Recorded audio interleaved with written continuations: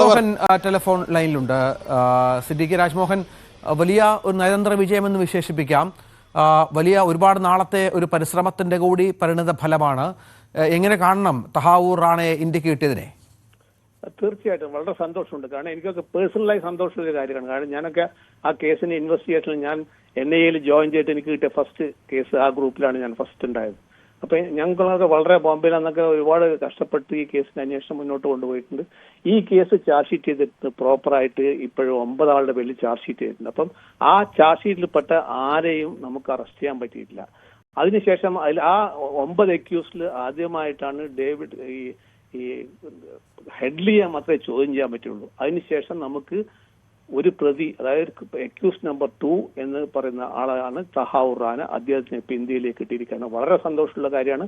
വളരെ നമുക്ക് അഭിമാനമുണ്ട്, ആത്മാഭിമാനമുണ്ട്, അഭിമാനമുണ്ട്. കാരണം നമ്മുടെ ഗവൺമെന്റ് അതിനെ കൈയൊഴിഞ്ഞിട്ടില്ല. ഇപ്പോഴ് നമ്മുടെ ആദരണീയായ പ്രൈം മിനിസ്റ്റർ ഇപ്പോഴ് ഈ കഴിഞ്ഞ 2 മാസം മുമ്പേ അമേരിക്കയിൽ പോയി ഒന്നുകൂടി അത് പൊളിറ്റിക്കൽ ക്ലിയറൻസും വാങ്ങിച്ചിട്ട് ഇപ്പോൾ ഈ അക്യൂസ്ഡ്, അതായത് നമ്മളൊന്നും ചോദ്യം ചെയ്യാൻ പറ്റാത്ത, എന്നാൽ ശരിയായ ഈ കേസിൽ ഫുള്ളായി ഇൻവോൾവ്മെന്റ് ഇല്ല. മുംബൈ ബ്ലാസ്റ്റുമായി ബന്ധപ്പെട്ട് അല്ലെങ്കിൽ മുംബൈയുടെ ഈ അറ്റാക്കുമായി ബന്ധപ്പെട്ടുള്ള കോൺസ്പിറസി കേസാണ് NIA അന്വേഷിച്ചുകൊണ്ടിരുന്നത്. ആ കേസിൽ ആണ് ഇപ്പോഴ് അതിൽ ഇന്ന് വരെ ചോദ്യം ചെയ്യാൻ പറ്റാത്ത ഒരു അക്യൂസ് നമുക്ക് കയ്യോടെ കിട്ടിയിരിക്കുകയാണ് ഡിപ്ലോമാറ്റിക് ചാനലിൽ കൂടിയിട്ട്. അപ്പൊ ഈ സർക്കാരിന്റെ വളരെ എഫക്റ്റീവായ ഒരു തീർച്ചയായിട്ടും ഒരു കഴിവെന്നാണ്. അത് നമ്മൾ അപ്രീഷിയേറ്റ് ചെയ്യുന്നു. അപ്പൊ നമുക്ക് ഇന്ത്യൻസ് എന്നല്ല, നമ്മളൊരു ഭാരതീയൻ എന്നല്ല, തീർച്ചയായിട്ടും നമുക്ക് എല്ലാവർക്കും സന്തോഷമുള്ള കാര്യമാണ്. കാരണം നമ്മളെ രാജ്യത്ത് വന്ന് നമ്മുടെ രാജ്യത്തിനെ അറ്റാക്ക് ചെയ്ത് അതിനെ അറ്റാക്ക് ചെയ്യാനുള്ള ഒരു പ്രീ പ്ലാൻഡ് ആയ ഒരു കോൺസ്പിറസിയിൽ ആംഗിളിൽപ്പെട്ട് ഒരു ഇമ്പോർട്ടന്റ് ആയ ഒരു അക്യൂസിനെ നമ്മുടെ നാട്ടിലേക്ക് നമ്മുടെ നിയമത്തിന് മുന്നിൽ നിർത്താൻ വേണ്ടി കൊണ്ടുവന്നിരിക്കുകയാണ്. അപ്പൊ തീർച്ചയായിട്ടും വളരെ സന്തോഷവും വളരെ ചരിതാർത്ഥമുള്ള കാര്യമാണ്. കൂടാതെ ഈ പ്രതിയെ ഇനി ചോദ്യം ചെയ്യുമ്പം, ഇന്ററോഗേറ്റ് ചെയ്യുമ്പോൾ കൂടുതൽ തെളിവുകൾ ലഭിക്കും. ആ തെളിവുകൾ, കാരണം നമ്മളെ കയ്യിൽ ഓൾറെഡി ഈ പ്രതിക്കെതിരായിട്ട് ഒരുപാട് തെളിവുകൾ നമ്മളെ ഓൾറെഡി ഉണ്ട്. ഡിജിറ്റൽ എവിഡൻസ് ഉണ്ട്, ഒരുപാട് വേറെ എവിഡൻസുകൾ ഉണ്ട്, ഫോട്ടോഗ്രാഫ്സ് ഉണ്ട്, ചില വീഡിയോ എവിഡൻസ് വരെ ഉണ്ട്. അപ്പൊ ഇങ്ങനെയുള്ള എവിഡൻസുകളൊക്കെ ഓൾറെഡി അക്യൂസിനെതിരായിട്ട് ഇന്ത്യ NIA കയ്യിലുണ്ട്. കൂടാതെ ഇതൊക്കെ വെച്ച് നമ്മൾ ഇന്ററോഗേറ്റ് ചെയ്യുമ്പം സ്വാഭാവികമായിട്ടും ഇനി കൂടുതലായിട്ട് ഒരുപാട് എവിഡൻസുകളും വരാൻ സാധ്യതയുണ്ടെന്ന് ഞങ്ങൾക്കൊക്കെ തോന്നുന്നത്. കാരണം ഇന്ത്യയിൽ മുംബൈ അല്ലാതെ വേറെ വല്ല സിറ്റീസും കൂടെ തെരഞ്ഞെടുത്തിട്ടുണ്ടോ? കൂടാതെ ഈ അക്യൂസ്ഡ് ഇന്ത്യയിലെ പല ഭാഗങ്ങളിലും അദ്ദേഹം താമസിച്ചിട്ടുണ്ട്. ഫാമിലി ആയിട്ട് നമ്മുടെ കൊച്ചിയിൽ താജ് ഹോട്ടൽ വരെ വന്ന് താമസിച്ചു പോയിട്ടുണ്ട്, മുംബൈയിൽ താമസിച്ചിട്ടുണ്ട്. കൂടാതെ ആഗ്ര, ഡൽഹി, അഹമ്മദാബാദ്, ഇങ്ങനെ പല സ്ഥലങ്ങളും വിസിറ്റ് ചെയ്തിട്ടുണ്ട്. അത് എന്തിനാണെന്ന് പറഞ്ഞു കഴിഞ്ഞാൽ തീർച്ചയായിട്ടും ആ ഭാഗം കൂടി ഇൻവെസ്റ്റിഗേറ്റ് ചെയ്താൽ അവിടെ വല്ല ലോക്കൽ മോളോ അല്ലെങ്കിൽ ലോക്കൽ സപ്പോർട്ടോ ലോക്കൽ ഹാൻഡ്ലേഴ്സോ ഉണ്ടോ, അങ്ങനെ വല്ല സ്ലീപ്പർ സെൽസ് ഉണ്ടോ എന്നുകൂടി നമുക്ക് മനസ്സിലാക്കാൻ പറ്റും.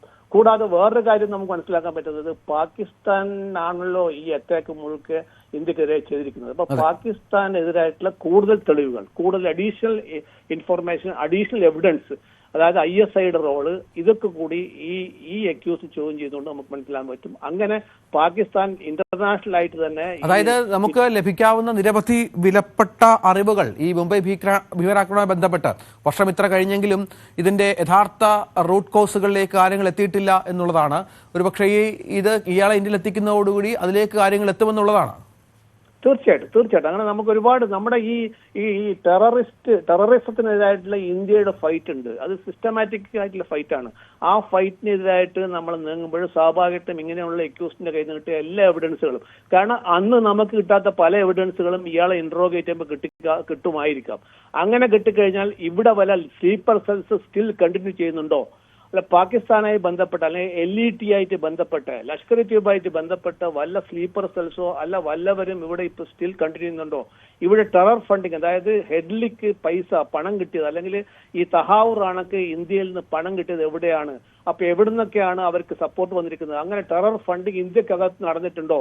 കൂടാതെ ഈ തഹാവൂർ റാണ ഒരു ഇമിഗ്രേഷൻ ഓഫീസ് നടത്തിയിട്ടുണ്ട്. അപ്പൊ ആ ഇമിഗ്രേഷൻ ഓഫീസിന്റെ അതിന്റെ ഇതിന്റെ കെയർ ഓഫിലാണ് ഈ ഹെഡ്ലി വന്നു പോയതും ഹെഡ്ലിക്ക് ജോലിയാക്കിയതൊക്കെ. അപ്പം ആ എമിഗ്രേഷൻ ഓഫീസ് വർക്ക് ചെയ്യുമ്പം ആ എമിഗ്രേഷൻ ഓഫീസ് ഉപയോഗിച്ചിട്ട് കേരളത്തിൽ നിന്നോ അല്ലെങ്കിൽ അഹമ്മദാബാദിൽ നിന്നോ അല്ലെങ്കിൽ ആഗ്രയിൽ നിന്നോ പല ചെറുപ്പക്കാരും റിക്രൂട്ട് ചെയ്തിട്ടുണ്ടോ? ഇനിയും ഒരുപാട് അങ്ങനെയുള്ള പല കാര്യങ്ങളും ലഭിക്കാണ്ട്. അപ്പൊ ഇത്തരത്തിലുള്ള കാര്യങ്ങളൊക്കെ തീർച്ചയായിട്ടും അന്വേഷണ ഏജൻസി കൂടുതൽ ഡീപ്പായി പോയി ആ എവിഡൻസുകളൊക്കെ പുറത്തെടുക്കാൻ പറ്റും, അതിന് സാധിക്കുമെന്നാണ് എനിക്ക് തോന്നുന്നത്. തീർച്ചയായും നന്ദി ശ്രീ ടി കെ രാജ്മോഹൻ ഈ വിഷയത്തിൽ പ്രതികരിച്ചതിന്. അന്വേഷണ സംഘത്തിന്റെ ഭാഗമായിരുന്ന ഒരു ഉദ്യോഗസ്ഥൻ കൂടിയാണ് അദ്ദേഹം എന്നുള്ളതാണ് ഏറ്റവും പ്രധാനപ്പെട്ട കാര്യം. വളരെ പ്രധാനപ്പെട്ട നിരീക്ഷണങ്ങൾ തന്നെ അദ്ദേഹം നടത്തുകയും ചെയ്തത്. ഈ മുംബൈ ഭീകരാക്രമണവുമായി ബന്ധപ്പെട്ട് എന്തൊക്കെയാണ് ഇതിൻ്റെ വളരെ പ്രധാനപ്പെട്ട കാരണങ്ങൾ, പാക് അനുകൂല സംഘടനകൾ, ഭീകരവാദ സംഘടനകളുടെ പങ്കാളിത്തം സംബന്ധിച്ചും മറ്റും വളരെ കൃത്യമായ വിവരം അറിയാവുന്ന ഒരാൾ കൂടിയാണ് തഹാവൂർ റാണ. ഈ ഒരു ക്യാച്ച് അത് ഇന്ത്യയെ സംബന്ധിച്ചിടത്തോളം വളരെ പ്രധാനമാണ്. നമ്മളെ നേരത്തെ പറഞ്ഞ പോലെ വല്ലാതെ ഞെട്ടിപ്പിച്ച, ഇപ്പോഴും ആശങ്കപ്പെടുത്തുന്ന, നമ്മുടെ രാജ്യസുരക്ഷയെ സംബന്ധിച്ച് നിരവധി ചോദ്യങ്ങൾ ഉന്നയിച്ച ഒരു സംഭവമായി കൂടി അത് മാറിയിരുന്നു. കോൺഗ്രസ് സർക്കാർ ഭരിക്കുന്ന 2008 ഈ സംഭവം ഉണ്ടായത്. അതിനുശേഷം ഒരുപാട് സംഭവവികാസങ്ങൾ അതിൻ്റെ പിന്നാലെ ഉണ്ടായി. 168ഓളം ആളുകൾ മരണപ്പെടുന്നൊരു പശ്ചാത്തലമുണ്ടായി. നമുക്കറിയാവുന്ന ടാറ്റ ഗ്രൂപ്പിൻ്റെ ഹോട്ടൽ ശൃംഖലയിലും മറ്റും, താജിൻ്റെ ഹോട്ടൽ ശൃംഖലയിലും മറ്റുമുണ്ടായ സംഭവവികാസങ്ങൾ, താജിലുണ്ടായ വലിയ കാര്യങ്ങൾ, നാശനഷ്ടങ്ങളൊക്കെ വലിയ ചർച്ചയായിരുന്നു. അവരെ ചേർത്ത് നിർത്താൻ, ഈ മുംബൈ ഭീകരാക്രമണ കേസിലെ ആളുകളെ ചേർത്ത് നിർത്താനൊക്കെ, അതുമായി ബന്ധപ്പെട്ട് ഇരകളെ ചേർത്ത് നിർത്താനൊക്കെ രാജ്യം നടത്തിയ വലിയൊരു പരിശ്രമം കൂടിയാണ്. ശ്രീ മോഹൻ വർഗീസ്